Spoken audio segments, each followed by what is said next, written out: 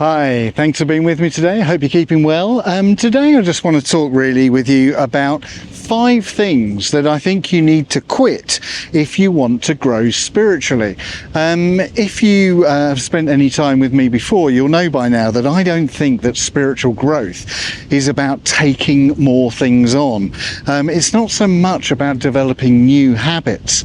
It's more about removing and getting rid of the things that prevent us from growing with God. You and I are already made in the image of God. We already have that beautiful persona within each one of us, and each one of us who are Christians have been empowered by the Holy Spirit to live a resurrected life. But the problem is that we've overlaid that truth about ourselves with so much ego and so much sin and so much lack of spiritual discipline that the truth about who we are in Christ doesn't often shine through. So spiritual growth to me is actually about removing ego, removing sin, removing all those things that stand in the way between us and a better relationship with God. And today I just really want to think about 5 things that I think we need to remove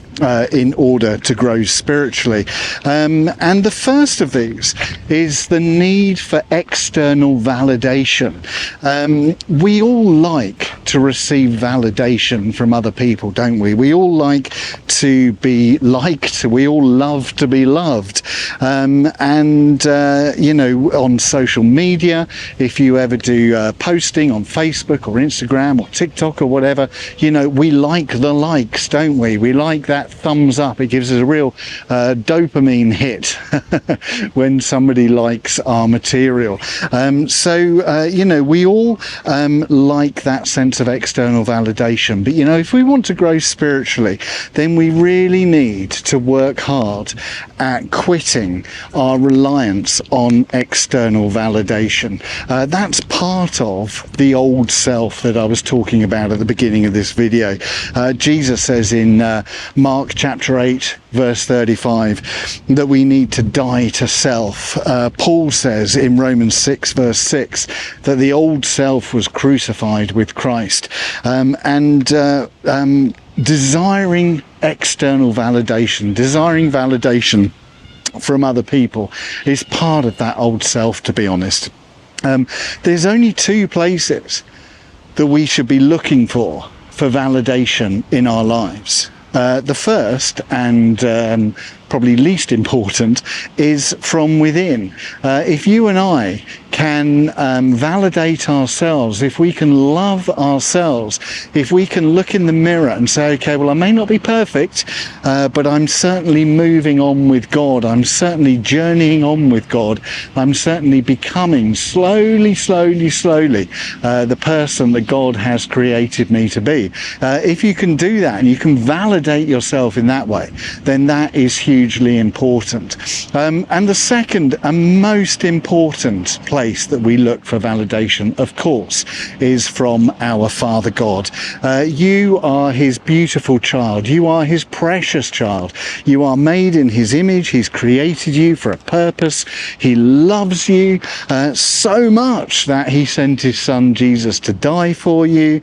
He loves you beyond all words. And the only validation really that we need from outside ourselves is the validation of our Father God. So you know, we need to quit looking for external validation, because you know, if people validate us, if people either encourage us in that sense, or you know, if they dislike us, this is the key thing, if they're criticizing us, if they're negative about us, then actually that's a reflection of who they are more than it is a reflection of who you are.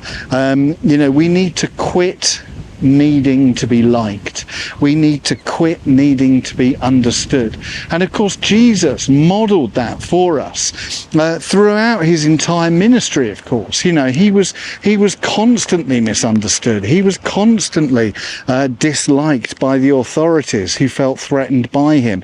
And of course, ultimately, at his trial before Pontius Pilate and before the religious authorities, they completely misunderstood who he was. But Jesus was prepared to stand there in silence and absorb their misunderstanding, absorb their dislike, because he knew that the only validation that was important to him was firstly his own validation, because he knew that he was fulfilling God's will for his life, and secondly the validation from his Father God.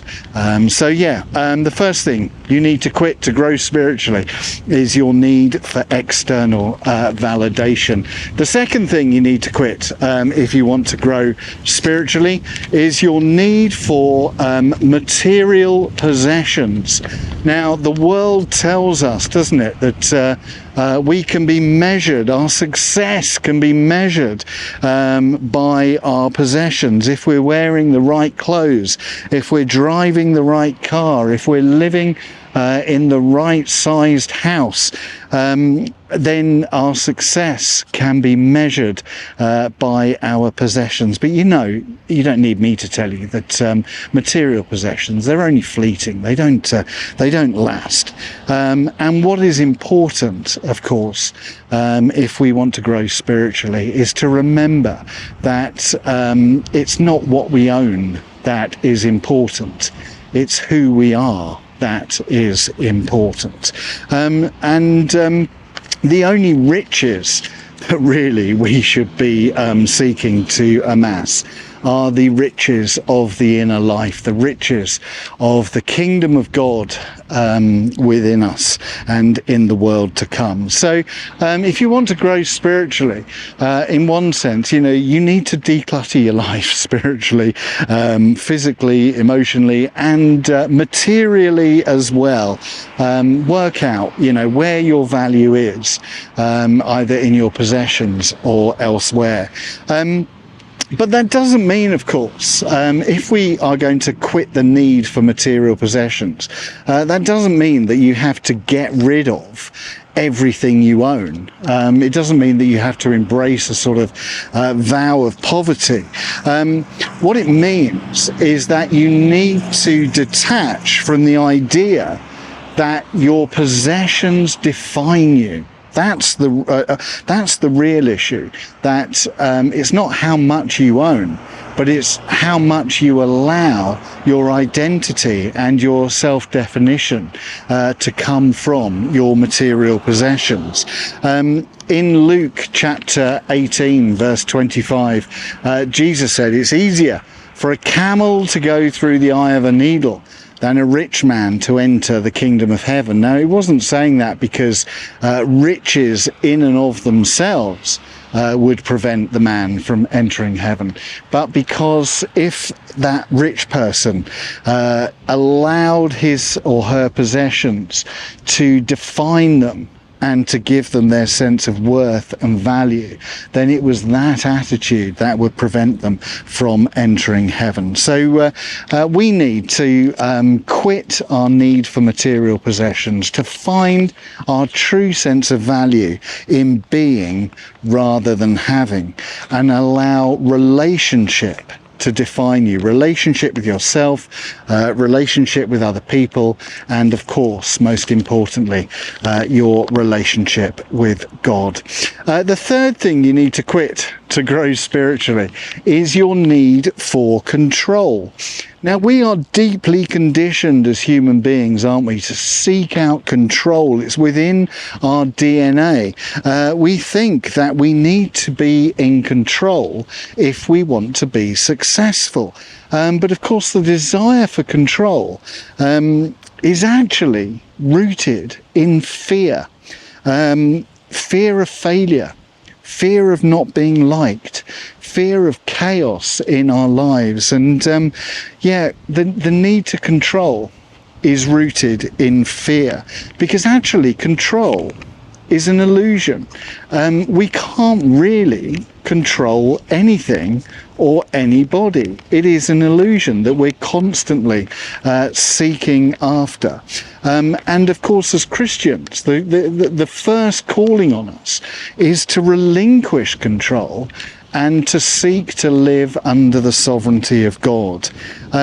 We may not understand the sovereignty of God. We may not understand the decisions that he makes with reference to our lives and our future, but we must always trust God for the future and relinquish our control to him. Psalm 24 verse 1 says, "The earth is the Lord's and everything in it, and all who live in it."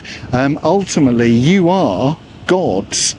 He owns you, he controls you, and any pursuit of control that you may be seeking in your own life is an illusion. So you need to quit doing it. Now, that doesn't mean, of course, that we just need to live completely reckless lives or live passive lives. I mean, I have very, very clear goals for my own life and sort of strategic plans of where I want to be and how I want to be in 5 years' time, and I work relentlessly towards those.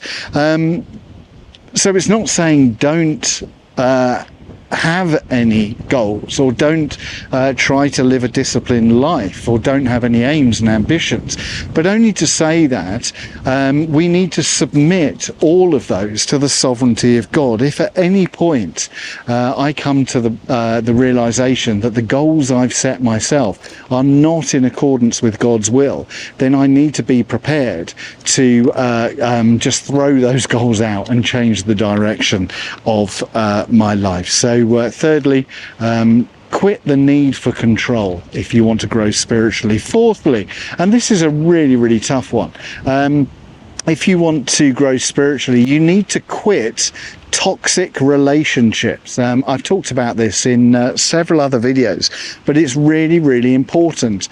We can only really grow spiritually if we surround ourselves with people who will encourage us, people who will support us spiritually, people who will spur us on with our relationship with God, and people who will be there for us as we seek to live a more disciplined spiritual lifestyle. And so I ask you the question, who do you surround yourself with?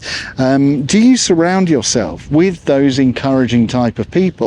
Or do you surround yourself with people who drain you, people who tempt you, people whose energies are going in the opposite direction of spiritual wholeness in God? And I would say to you, and it's a really difficult thing for us all to hear, but you know, if you have friends who are not supporting your spiritual growth, or who are taking you in the opposite direction, then really you've got to move away from those friendships. It's not that they're bad people, it's not that they're wicked people or evil people, you know, but you're on a mission. You're on a mission to grow closer to God. You're on a mission to become the person God created you to be, and it needs all your effort and all your energy and all your focus and all your passion, and you cannot afford to be surrounded by people who are going to deflect you from that. As you know, as nice as they may be, if they're draining you, if they are keeping you in old habits, then you need to think very carefully about how much time you spend with them.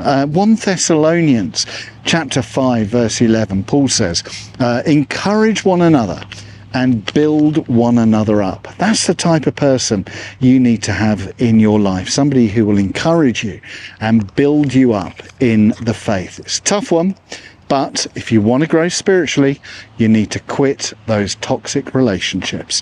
And fifth and finally, sounds a bit of a downer, this one, but if you want to grow spiritually, you need to quit your fear of death. This is probably the most profound shift of all, isn't it? You know, I think many of us are frightened of dying.